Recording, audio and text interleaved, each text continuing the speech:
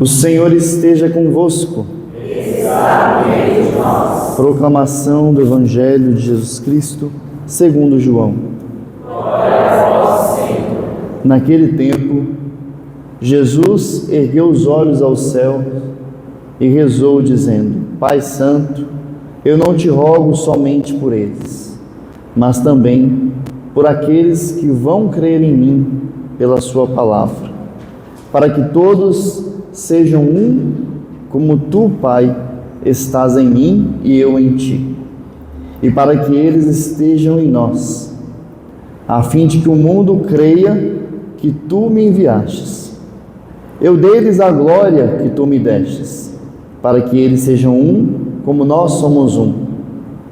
Eu neles e tu em mim, para que assim eles cheguem à unidade perfeita e o mundo reconheça que tu me enviastes e o amastes como me amas, como amastes a mim.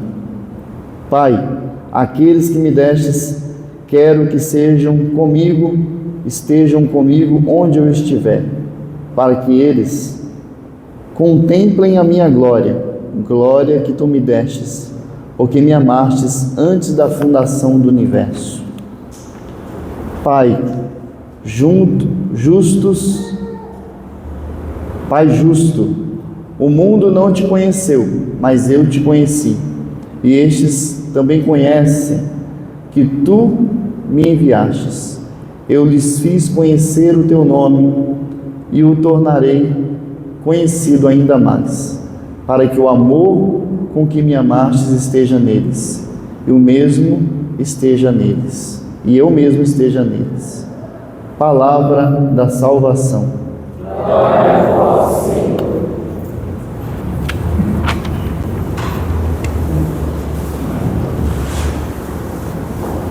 Jesus ergueu os olhos ao céu e rezou, dizendo: Pai Santo, eu não te rogo somente por eles, mas também por aqueles que vão crer em mim pela sua palavra. Hoje Jesus está, na liturgia de hoje, Jesus está rezando por nós. Quando ele diz: não te rogo somente por eles, ele está falando daqueles no tempo dele, dos discípulos que estão com ele, mas aqueles que vão crer em mim pela sua palavra, aqueles no futuro, a igreja do futuro que vão crer em mim pela sua palavra, para que todos sejam um, como tu, Pai, está em mim.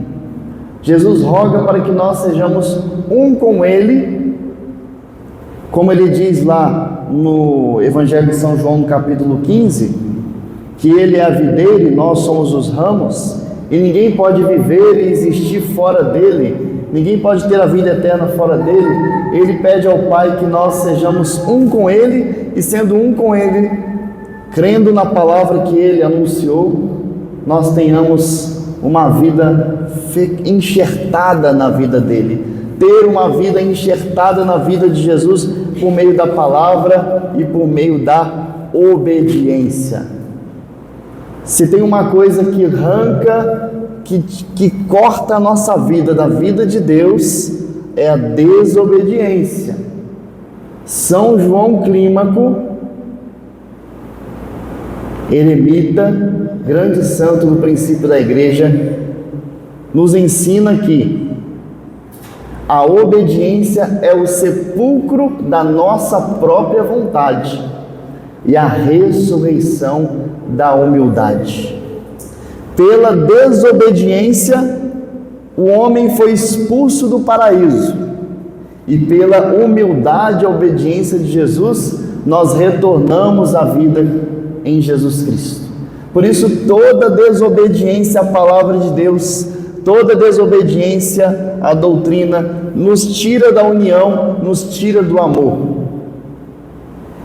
Mas o maior problema é quando, pela ignorância, é quando, pela falta de conhecimento da palavra de Deus, as pessoas, elas acham que estão na obediência, elas acham que estão em Jesus, mas elas não estão, porque não conhecem. E essa é a estratégia do demônio.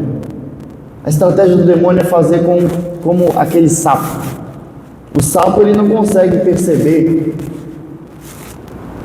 o aumento gradual da temperatura. Se você coloca ele numa frigideira com água e você vai aquecendo aos poucos, ele não percebe. Quando ele vê, a água já está fervendo e ele é morto. O demônio faz isso conosco, que nós estejamos sem perceber na desobediência, na medida que pouco a pouco nós vamos questionando, seguindo o nosso próprio caminho e abandonando o caminho de Deus. Isso acontece por meio do secularismo, que eu falei ontem e quero falar hoje de novo de forma um pouco mais profunda. Porque o Papa Francisco, lá na cidade de Hamburgo, fez um discurso no Parlamento Europeu em 2014, 25 de novembro de 2014, no qual o Papa Francisco dizia assim: uma das doenças da Europa de hoje é o secularismo, que esquece as raízes cristãs e promove uma cultura da exclusão onde Deus e o ser humano são descartados. Portanto, a primeira, presta atenção para vocês observarem na vida de vocês, na comunidade de vocês, na paróquia de vocês, se você consegue perceber a influência desse secularismo, que é como uma doença silenciosa que vai esvaziando a nossa fé e a nossa espiritualidade. A primeira característica é a perda do sentido do sagrado. A influência do secularismo leva à banalização da liturgia, à perda do respeito pelos espaços sagrados e à redução da fé ao mero costume social sem transcendência. Ou seja, as pessoas elas vão na igreja como quem vai num restaurante, como quem vai num banco.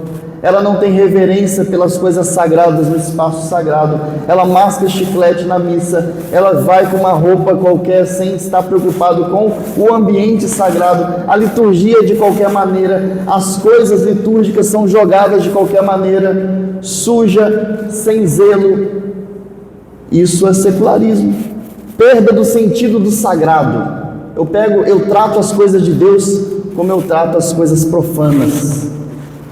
O segundo é a relativização. E aí o Papa Bento XVI, ainda sobre a perda do sentido sagrado, ele diz que quando Deus desaparece do horizonte, também se desfaz o sentido do sagrado e da dignidade humana. Quando nós perdemos Deus do horizonte, nós perdemos a nossa dignidade. Se perdemos a fé, então tudo é justificável. O aborto, a eutanásia, tudo perde o sentido sem a fé. Depois, a relativização da doutrina. O secularismo promove a ideia de que não existem verdades absolutas, levando muitos fiéis a desacreditar nos ensinamentos perenes da igreja, especialmente nas áreas da moral e da fé. E aí eu ouço a pessoa dizer assim, já ouvi muitas vezes: o padre fulano diz isso, o padre cicrano diz aquilo, cada um fala uma coisa, então eu faço o que eu quero, porque não existe uma verdade absoluta, o que importa é o que eu acredito. Mas existe uma verdade que está na palavra e na doutrina. Mas se você não conhece, não vai praticar. E o Papa João Paulo II, no Evangelium Vitae, diz que uma democracia sem valores facilmente se converte em totalitarismo visível ou disfarçado. Terceiro, indiferença religiosa, enfraquecimento da fé. A pessoa passa a viver como se Deus não existisse, valorizando apenas o material, esquecendo a oração, os sacramentos e a busca pela santidade. E o Papa Francisco diz que a pior discriminação que sofrem os pobres é a falta do cuidado espiritual. Assim como não se tem zelo pelas coisas sagradas, não se tem zelo por uma vida santa, uma vida com Deus. O quarto é o enfoque excessivo nas questões temporais e sociais. A igreja, sob influência do secularismo, corre o risco de transformar-se numa ONG. E aí o Papa Francisco, na Gaudete et Exsultate, vai dizer que a igreja não é uma ONG nem um movimento político. A igreja é o corpo de Cristo nesse mundo. não é uma ONG nem um movimento político, é o corpo de Cristo nesse mundo. A igreja que fala sobre justiça social, sobre política, sobre isso, sobre coisas desse mundo, e não fala de conversão, não fala de fé, não fala de transcendência. Quinto, a cultura do consumo, o materialismo dentro da comunidade. Faz-se festa para arrecadar dinheiro, transforma o retiro numa fonte de renda, transforma o acampamento numa fonte de renda. Nós transformamos novena em eventos religiosos em fonte de renda e não de conversão. Nós conseguimos reformar a igreja, nós conseguimos construir não sei o quê, mas quantas almas foram salvas por aquele evento que nós fizemos?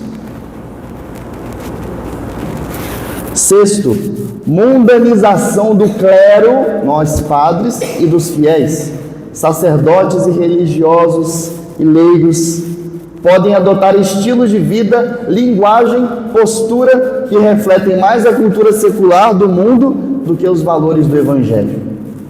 O Papa Pio X vai dizer que o modernismo, o secularismo é a síntese de todas as heresias dentro da igreja. E por fim, a perda da identidade cristã e missionária. A igreja, ao se acomodar aos padrões do mundo, perde a sua força missionária, deixa de anunciar com coragem a verdade e se torna irrelevante espiritualmente. E o Papa Pio XI, por fim, diz que o pior flagelo da sociedade moderna é ter separado a vida pública do reino de Cristo. Separar a vida pública do reino de Cristo é você vem aqui, reza, participa da missa, chega lá fora, tira a camisa de cristão e vive uma vida mundanizada. Eu fiz questão de falar sobre o secularismo de forma mais detalhada, que depois fica gravado ali, para que outras pessoas conheçam e não sejam como esse sapo que está na água fervendo sem saber. E aí depois, quando Jesus voltar, você vai dizer: Senhor, eu preguei em seu nome, eu curei em seu nome. E Jesus vai dizer: eu não te conheço, porque você não me procurava, você não pensava em mim, você não tinha uma vida segundo a vida que eu ensinei, você viveu como você quis, não como eu quis. Então agora eu não te conheço, porque você não faz parte da minha família. Quem é minha mãe? Quem são os meus irmãos? Quem é o meu pai? Todo aquele que faz a vontade do Pai que está no céu. A desobediência nos tira dessa unidade com Deus. Louvado seja o nome do nosso Senhor Jesus Cristo.